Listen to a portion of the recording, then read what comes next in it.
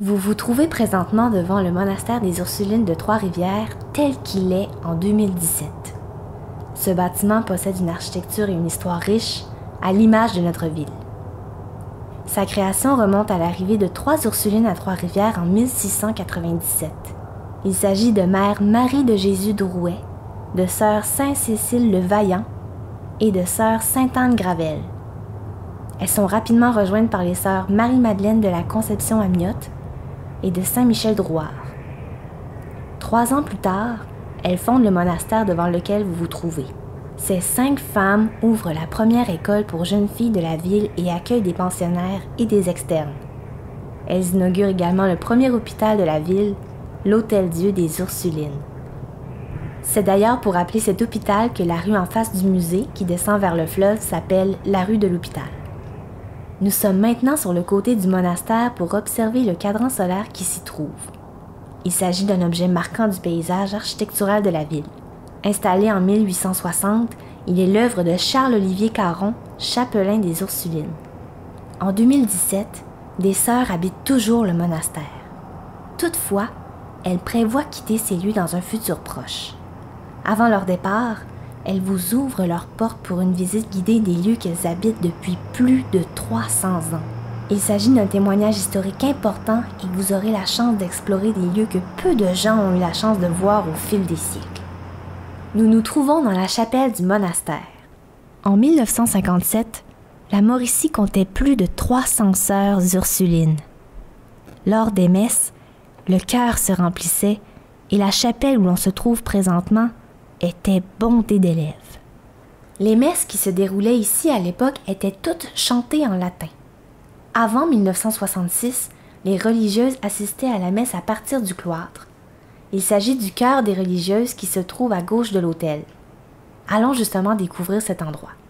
Notez qu'à partir de ce moment, vous aurez le privilège de visiter des parties du monastère que peu de gens ont eu la chance d'explorer. Les Ursulines nous ouvrent aujourd'hui leurs portes afin qu'on puisse témoigner de la vie qu'elles ont menée dans ces lieux. Le chœur des sœurs où nous nous trouvons est adjacent à la chapelle. C'est d'ici que les sœurs assistaient en retrait aux messes quotidiennes. Aujourd'hui, 6 sœurs nous montrent comment se déroulaient leurs prières. Il est à noter qu'elles sont généralement plus d'une quarantaine à le faire. Le postulat durait 6 mois et se concluait avec la cérémonie de prise d'habit. Les jeunes filles étaient habillées d'une robe blanche ressemblant à celle d'une mariée. Puis, au milieu de la cérémonie, elles se dirigeaient vers l'avant-chœur où elles revêtaient le costume des Ursulines. Après la cérémonie, la jeune fille pouvait rencontrer pour une dernière fois sa famille en tête-à-tête. Par la suite, les rencontres se faisaient au parloir derrière une grille. En plus de la messe, les religieuses ont plusieurs séances de prière quotidiennes. Le chœur est l'endroit où se déroulent les prières de groupe. C'est le cas des laudes avant le déjeuner, des vêpres avant le souper et des complis avant d'aller se coucher. Lors des funérailles, les 2 portes de la grille étaient ouvertes et les religieuses entraient en marchant autour du cercueil avec leur voile baissé. Encore aujourd'hui, le cercueil de la défunte est installé dans le chœur. Jusqu'au début des années 1990, il arrivait que le cercueil soit par la suite passé au travers d'une trappe, située dans le plancher, tout près de l'endroit où vous vous trouvez. Celle-ci donne accès à une des parties les plus mystérieuses des Ursulines, la crypte. Nous voilà maintenant sous terre, dans une zone très rarement visitée, même par les religieuses. Nous nous trouvons dans le vide sanitaire, c'est-à-dire l'espace entre le sol et le premier plancher du monastère. Ces couloirs sinueux dans le sol ont souvent été confondus avec des tunnels qui, selon la croyance de certains, partiraient des Ursulines pour atteindre d'autres endroits de la ville. Même si cette légende est tenace, aucune preuve historique que de tels tunnels aient déjà existé n'a été trouvée. Ces couloirs mènent plutôt à la crypte où sont inhumés près de 275 corps. Avant 1810, toutes les religieuses décédées étaient inhumées ici, dans la crypte située sous le chœur. On y trouve notamment les restes de la fondatrice des Ursulines et des toutes premières sœurs à en avoir fait partie. Cette crypte se trouve sous la chapelle. C'est notamment ici que plusieurs aumôniers étaient inhumés, ainsi que quelques laïcs, bienfaiteurs des Ursulines. C'est le cas du docteur Badeau, qui fut le médecin de l'Hôtel-Dieu des Ursulines durant une cinquantaine d'années. À partir de 1810, on commence à enterrer les défuntes dans un petit cimetière situé à l'arrière du monastère. Toutefois, jusqu'en 2004, les résidentes qui décédaient durant l'hiver, lorsque le sol était gelé, continuaient d'être inhumées dans la crypte. Depuis 2004, la crypte n'accueille plus de nouveaux corps et toutes les religieuses qui décèdent ont une place dans ce cimetière. Nous voici au deuxième étage de la chapelle durant la messe. La configuration des lieux a bien changé depuis le temps. La porte qui se trouve derrière vous menait à l'infirmerie. Et le célèbre hôpital des Ursulines, lui, se situait au premier étage. On y dénombre alors entre 12 et 14 lits dans 2 grandes pièces dotées d'un seul poêle à bois pour affronter l'hiver. Cet hôpital a même servi à soigner des soldats provenant des États-Unis durant la guerre de succession américaine. Les blessés ont payé leurs soins avec un billet du Trésor équivalent au montant de 442 jours de pension, ce qui représentait à l'époque environ 104 $. Et par la suite, le gouvernement américain a toujours refusé d'honorer cette dette. Il faut en effet attendre jusqu'en 2009, lors des fêtes du 375e anniversaire de Trois-Rivières, pour que le gouvernement américain honore sa dette. Il leur a alors remis la centaine de dollars qu'il leur devait, et non pas les millions de dollars que celle-ci aurait représentés avec les intérêts. Je ne sais pas si vous êtes comme moi, mais je trouve la vue aérienne de la chapelle très jolie. Ici, je vous disais qu'on pouvait monter encore plus haut, tout en haut en fait. Et oui, nous voilà dans le grenier du monastère. Il s'agit d'un espace hors d'accès pour les visiteurs. On y entrepose un grand nombre d'objets, notamment plusieurs coffres antiques ayant appartenu aux différentes résidentes.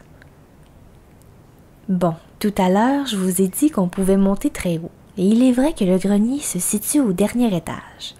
Toutefois, il existe un endroit encore plus haut, le fameux dôme de la chapelle. Celui-ci n'est pas facile d'accès, il faut se glisser à travers une petite trappe située dans le grenier. Et c'est justement notre prochaine destination.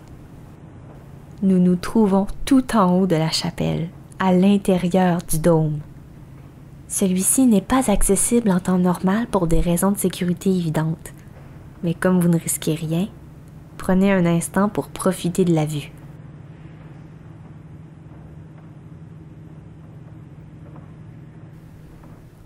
Les hommes ayant eu le privilège d'avoir accès au monastère des Ursulines sont rares. C'est notamment le cas des employés d'entretien chargés d'effectuer divers travaux en ces lieux. Toutefois, ces hommes n'étaient jamais en présence des religieuses.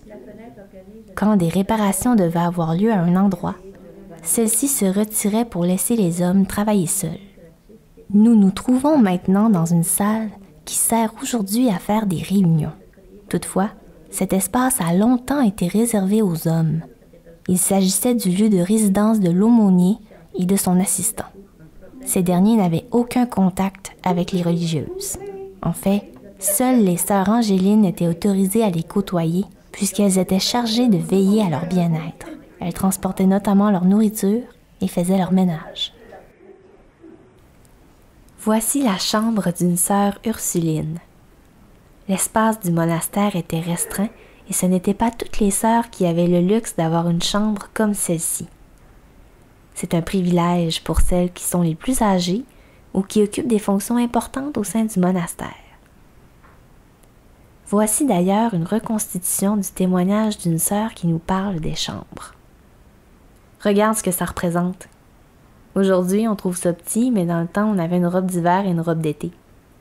Donc ça voulait dire que tu avais un crochet en arrière de la porte et tu suspendais tes vêtements le soir. On n'avait même pas d'évier à ce moment-là. Ça voulait dire qu'on avait un petit bureau sur lequel on mettait un bassin qu'on remplissait d'eau le soir. Puis c'était ça.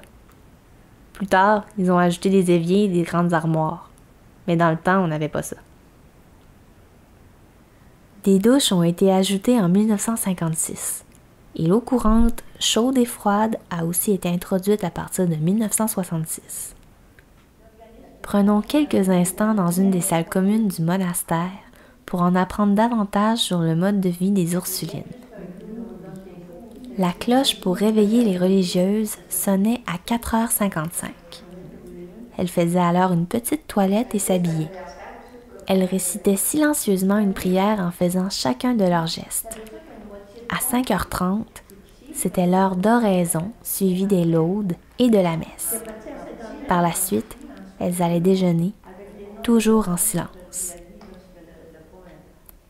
L'enseignement durait toute la journée avec un court arrêt pour le repas du midi. Vers 16h, les classes se terminaient et l'heure d'étude pour les élèves débutait sous la supervision de la maîtresse de division. À 17h, il y avait une prière de groupe, les vêpres, au cœur des religieuses. Après le souper, c'était la récréation. Le moment où les religieuses se réunissaient, sauf les sœurs Angélines. Elles en profitaient pour tricoter, faire du reprisage. En d'autres mots, elles ne restaient jamais oisives. Durant longtemps, les religieuses n'avaient pas accès aux journaux, sauf la supérieure. Il s'agissait donc d'une occasion pour celles-ci d'informer les autres sur ce qui se passe dans la ville, le pays, le monde. Par la suite, les religieuses socialisaient entre elles, toujours à voix basse. La vie des religieuses change énormément après le Concile Vatican II qui ouvre l'Église sur le monde. Celui-ci sonne la fin du cloître et plusieurs prières sont abandonnées, ce qui donne davantage de temps libre aux religieuses. Elles peuvent désormais se tenir informées de l'actualité en consultant elles-mêmes la télévision, les journaux et les médias électroniques. Les religieuses obtiennent aussi la permission de sortir dans leur famille à partir de 1967. La visite que vous venez de faire est unique. En plus de 300 ans d'existence, les Ursulines n'ont jamais ouvert leurs portes aux visiteurs de la sorte. De plus, il s'agit d'une des dernières occasions de les voir habiter le monastère.